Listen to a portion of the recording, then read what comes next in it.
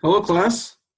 So this lecture is going to be on Newton's laws, three laws. So this is Newton's laws of motion.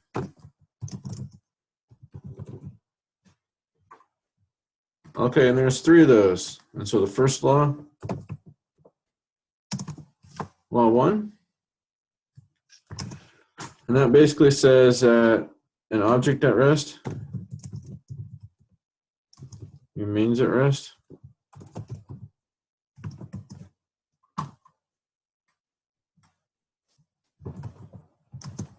And an object in motion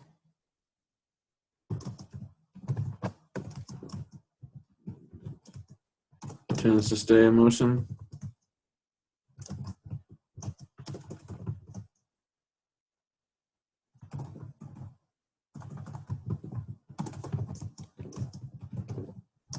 This should be in the absence of a force, in the absence of a net force.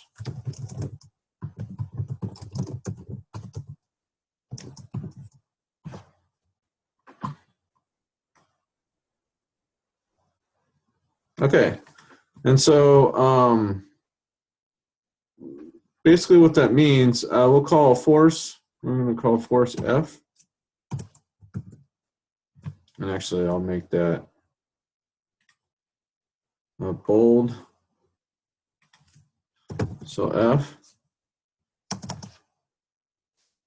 will equal 0.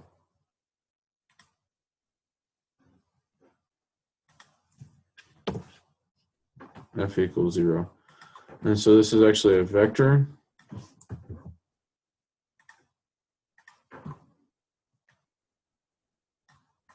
So it has to be 0 in every direction. And I'll actually make this the also the sum, sigma.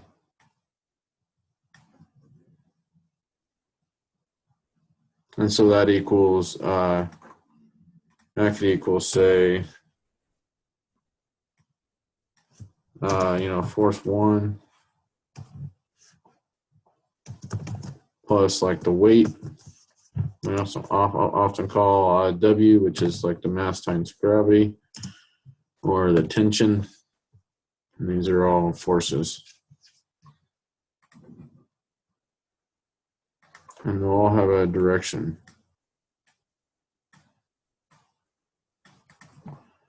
And I'll actually, I'll call this like force, like the spring force, force S. And so those are different examples. And so if they all equal 0, that means that the velocity, which is also a vector,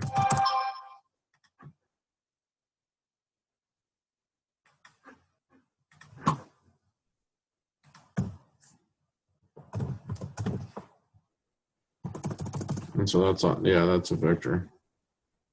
I'll just put the arrow over it. For time, it's going to equal the initial velocity, v0. And I'll put the 0 on there.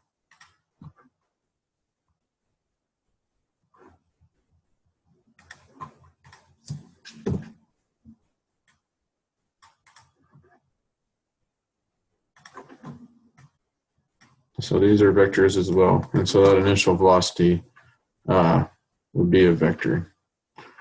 But it doesn't actually have to be a vector. Yeah, we'll have a direction, actually. We can make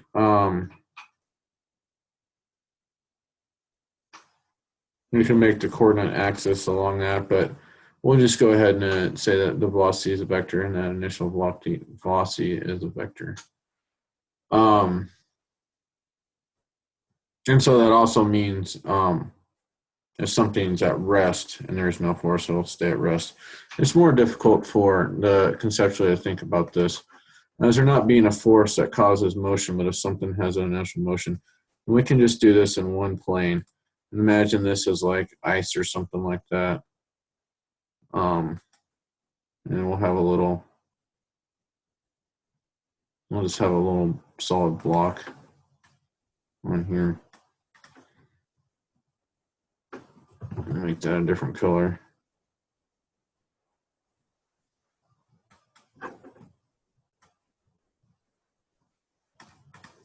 and pretend this is frictionless. And so this is going to have a certain velocity.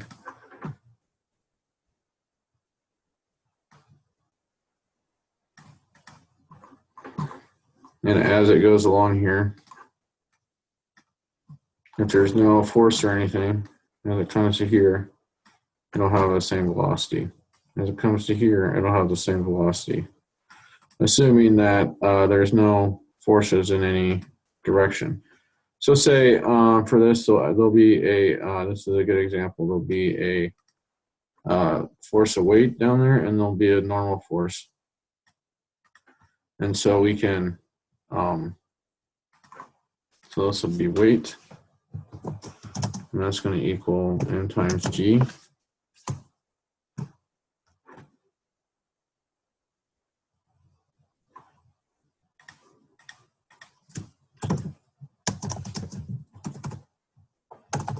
And we'll just leave that as weight now. And then this will also be the normal force here. And those will be vectors. But they're going to cancel each other out. And we'll still have this velocity of motion here. And they'll have those the whole time. So they'll write that out. That's going to be, so weight is in the negative direction. And that's going to be plus the normal force is going to equal 0. For that, and it'll keep having velocity. So that can be, you know, a block on a frictionless plane. It can be a hockey puck. It can be pretty much anything in something that's frictionless. And it can be the same way in space, except for you wouldn't have necessarily, you wouldn't have weight and newtons, or not newtons, the normal force like that. So this is pretty much all you need to know for Newton's first law of motion. This was basically discovered and explained, and the idea behind this law was really put forth by Galileo before Newton. And he did a lot of experiments with frictionless planes and everything. And I think the hockey puck in the rink, or anything that is frictionless, like a air hockey rink would be the same. Anywhere along here, along this plane, you're going to have these two forces, but they're going to equal 0. It's going to have a constant velocity, of course. I'll move it around, but you can just see that at any point. That's how it's going to be. Okay, so that's good for Newton's first law, and we'll move on to Newton's second law, which is really the most important law by far. Thanks.